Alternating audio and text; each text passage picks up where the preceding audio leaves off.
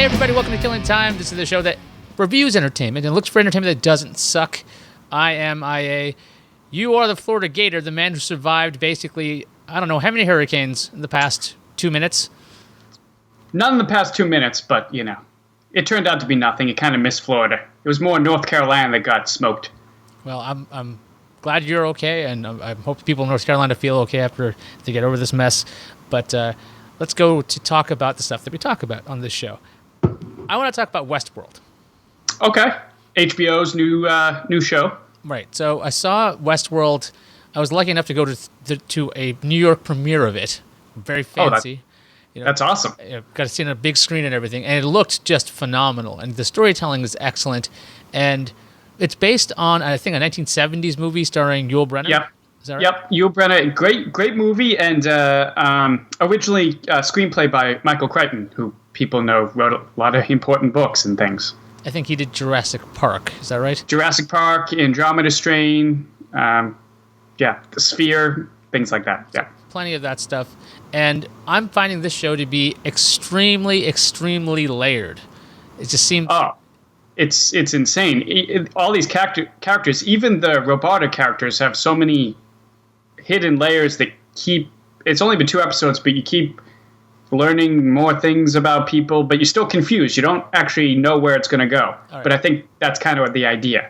So let's give a quick description of the show for people who haven't seen it or know nothing about it. There will be minor spoilers in this because in the first episode, you don't really know what's going on until the end of the episode, I think, around the middle of the episode. But right. Westworld is actually essentially a theme park where adult theme park where people can go in and live in the Old West, essentially, with these extremely human-like robots that are the hosts, and they will do whatever you want, and you can do whatever you want to them. You can kill them if you want. You can have sex with them if you want. You can do pretty much whatever you want, because the host's job is to make you feel okay. And this is just a bunch of, like, not eccentric people, but stranger people. That's kind of the gist of the show. And the host can't hurt humans. Right. That's built into their program that there's no harming living things at all. And so the show, the first episode focused on one of the host characters. I didn't realize was a host at the time, and yep. Dolores. And we do get some insight into how these robots not feel, but like how they're going through their days. Because essentially some of these robots are living the same day over and over again. And they're also being repurposed at different times. And it's kind of interesting to even get that idea that you can have a character on the show that can essentially play 2 different roles. Because I believe one of the characters was one of the actors was playing a father character, and that shifts eventually. But he played another intensely like vile character in the show. Not like we hadn't seen it yet, but there's a lot of this reuse thing, and I have found myself going to the Westworld subreddit already, just by finding out weird stuff. And I'm finding out some really weird fan theories on this. Have you read any of these? I have read some of them. Some of them are really out there, and some of them actually make a lot of sense, but who knows where it's going to go, because they have some really good writers, and it could go anywhere. Here's this giant spoiler. If you like James Marsden, you're not going to like this show. James Marsden is consistently shot and killed or something. Something yes. bad happens to James Marsden. It's only been 2 episodes, but I think he gets killed like 3 or 4 times already. Yes. So if you were like, you were just getting over that Cyclops death in X-Men 3, you're like, oh man, I really didn't like that. You're not going to like watching James Marsden die just so regularly. So it turns out he's a robot, because I didn't know he was a robot to start with. Yeah, I know. I mean, for the first half of the first episode, you think he's a human. Yeah, I thought he was the lead. I was wrong, because they keep killing him. And the program also has Ed Harris in a mystery spot, essentially. Very mysterious role. Very mysterious role. You don't know what his motivations are, what's going on. You know he's not a really nice guy. Yeah, so Ed Harris, I believe he's affectionately known as the Man in Black online, because he doesn't have a name on the show. Nobody calls him by name. Right. He's obviously a human because he's able to, or he appears to be a human, because he can kill, and he's killing lots and lots of people. Kill, and he can't be killed. Right, because by the hosts. The hosts can fire upon him, but they don't actually connect. I think I did see one like smoke puff come off the jacket to show that even if they wanted to, they couldn't hurt them. Though I'm curious about physical contact and holding somebody up and pushing them against walls and things. But they're not supposed to be able to hurt the guests of the park. And you want to talk about this crazy theory about what's going on the show with episode 2. Have you read anything about this? No, my theories were all episode 1 that I've gone through. I haven't gone through. I just saw it last night. All right, so here's a theory I just read today. Episode 2 starts off with, I believe, this guy named William. He's going to enter the park. Yeah. And he's coming in, and his buddy's telling him the Westworld is where you find out who you really are, and this is what it's going to be like. And so he's trying to get used to this idea of going into this big robotic world where everybody's out to please you. So it's kind of a strange kind of world. That's not usually how the world works, so this is strange. But the theory that I read today was that William is the Man in Black. And what we're seeing, what we think we're seeing is the same story happening in the same time period, is actually like a 30-year gap between what we're seeing. Potentially seeing flashbacks, but we don't realize that they're flashbacks yet. And some of the signs they pointed to was the Westworld logo itself changes in the course of the show. And it seems strange that maybe there was this gap in time. Also, the way you enter Westworld is through this kind of train system, this beautiful white train system. And somebody noticed that one of the refurb zones for the robots looked suspiciously like one of these places, but dilapidated. So perhaps it was reused later on. And so this theory just completely blew my mind. Well, and when you think back on the theory, there's been a couple references to things that have been 30 years. 30 years ago, there was a problem in the park. And Ed Harris says, I've been coming to the park for 30 years. There's a lot of things with that 30 number that it really makes sense. Yeah, so because of that, I'm starting to think, maybe we are seeing this huge time-shifted show that because your brain is trained to, okay, we're watching this scene, and some of the characters kind of repeat. It's kind of similar. You're like, okay, this is a linear show. But this concept sounds so strange, but sounds very fitting because it just seems like, well, why wouldn't it be like that? Because this show seems like it would go that way. Also, it would explain how the robots are maybe better when they're in Ed Harris's time. Maybe they're not. I have to look at this again. It's a show that definitely has, I think, a lot of rewatchability. And it's only 2 episodes old, like we said. I think it's really freaking good. I think it's excellent. I mean, I'm completely hooked. I was completely hooked after 1 episode, so... Yeah, here's my biggest problem with Westworld in general. It's because I'm not a fan of Westerns.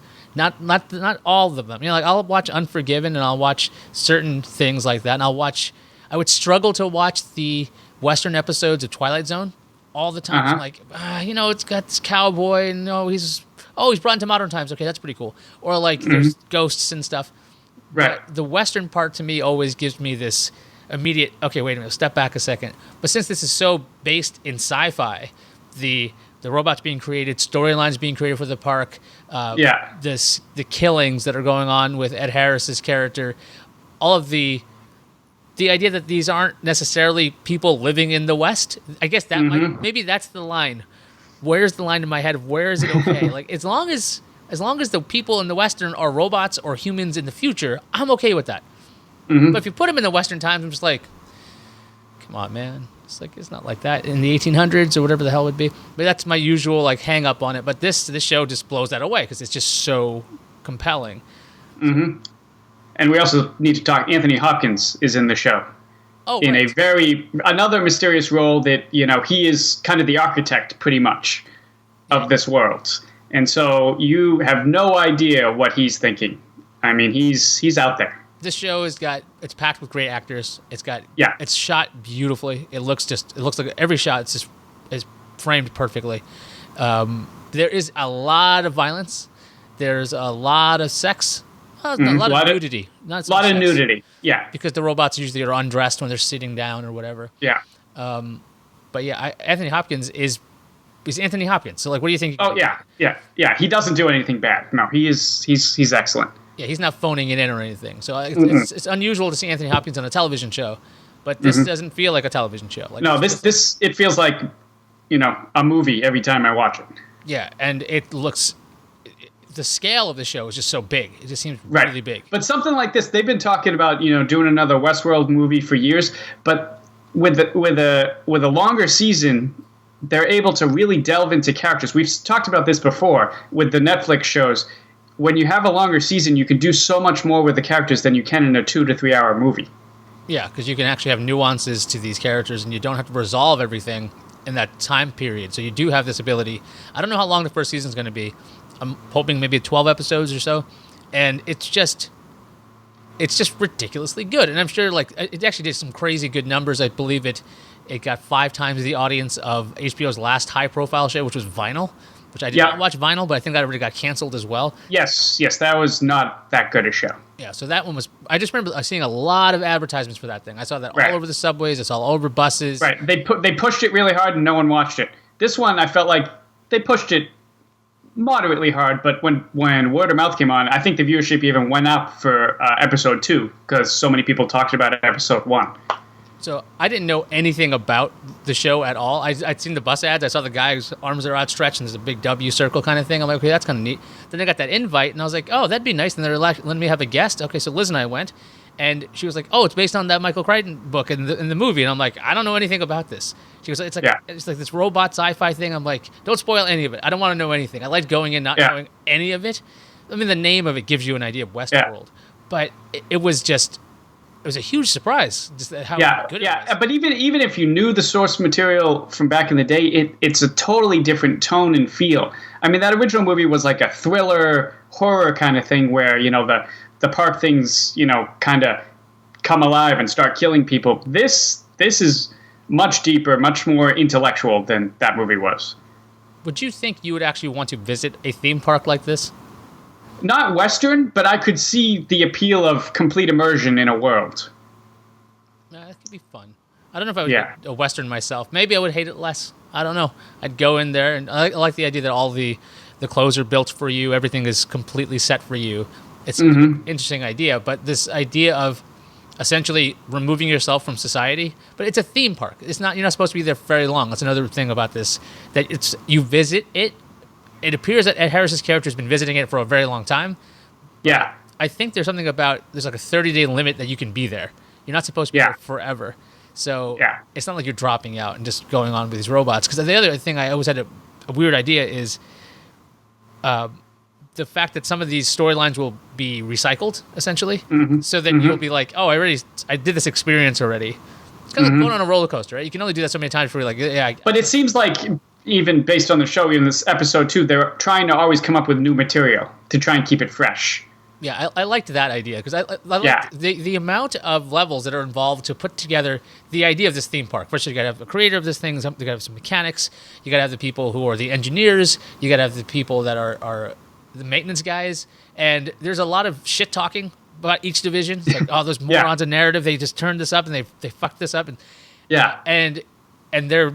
It seems like how I guess a theme park, how it would actually be run, because you just have all these divisions, and it's a lot of these characters aren't even interacting with each other. It's another weird thing. There's a lot of characters on this show, and they're just off in their own sections. Mm-hmm. Yeah, right now it's very compartmentalized. Everybody's in their own little thing, but every once in a while things paths cross. So it's interesting. Yeah. So I don't know if there's anything else I've been watching. Other than the Westworld, I did finally watch the last 2 episodes of Game of Thrones from the last season, which I've been putting off forever. Did you like them? They were epic. I liked the Battle of the Bastards. I mean, this is old news to everybody, but the finale to me felt like a big epilogue. Yeah, my thing was, I thought the Battle of the Bastards should have been the last episode of the season. You should have ended there. Yeah, that was awesome. That's why, exactly. Like, that's the end. Here's your epilogue, and we can move along. Yeah. It just didn't have the same pacing. It didn't have the same excitement level. But there's no way you were going to top that episode, the Battle of the Bastards. You just couldn't do it. Yeah, because it just was. It was awesome. Yeah, it'd been building up to it for 2 seasons now. So. But yeah, I believe that the finale did have the explosion at the High Sparrow level, and I was very happy about that. Yes. Where I literally said out loud by myself, "Fuck yeah," because I cannot stand that character. Very good character. Could not stand him. And it's a good show. I watched another show on HBO called Insecure. Have you seen this one? No, I haven't seen Insecure. Insecure is this show by, I think her name is Issa Rae, I don't know anything about her. I just saw that something was new. I decided to watch it. It's about this woman who's trying to figure out what she is, and she's a little insecure about it. That's the title of the show, and it's just like kind of slice of life ish, and it's got some comedy in it. It's mostly a comedy. It's a 30-minute show. Think of like Master of None style. Master of None. That's what it sounds like. It's very much like this. So it's really good. I've only seen one episode. Definitely worth checking out if you haven't seen it, because it's like one of those like, oh yeah, HBO does really good shows. I forgot about this. This is a really dumb thing. Like I told Liz this when she came home. I'm like, we got to watch less FYI TV and more HBO, because I just put on the dumbest things so I can like play around on my phone or whatever. But these shows are really good. I know this sounds like newsflash. HBO shows are good, but I mean, I wasn't into the idea of Vinyl. I didn't want to watch that. I'm not caught up on Ballers either, but I heard that was pretty good. That was decent. I mean, the second season was a lot like the first. A little more character growth, but it was good. So I think that's our HBO special today. That's all we talked about, HBO stuff. So if you don't have HBO, go get HBO. We don't have a promo code or anything. We just liked the shows we saw. Yeah, I mean, they make amazing shows. All right, so I want to thank everybody at Patreon for supporting us there. Thank you so much. Thank you. If you're on YouTube, you can subscribe. You can like this thing. Maybe like it. Whoever's putting your thumbs down on this thing, if you have a problem with the show, and that's fine. It's probably my stuttering right there. Got me so upset. So somebody offset that, would you? Just thumbs up. All right. Thumbs up. So long.